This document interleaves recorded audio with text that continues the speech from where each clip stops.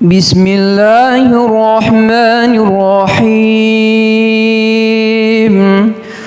سبح اسم ربك الأعلى الذي خلق فسوى والذي قدر فهدى والذي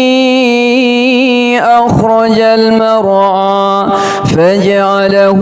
غثاء أحوى سنقرئك فلا تنسى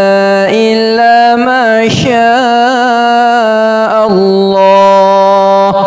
إنه يعلم الجهر وما يخفى ونيسرك لليسرى فذكر إن نفعت الذكرى سيذكر من يخشى ويتجنبها الأشقى الذي يصلى النار الكبرى ثم لا يموت فيها ولا يحيا قد أفلح من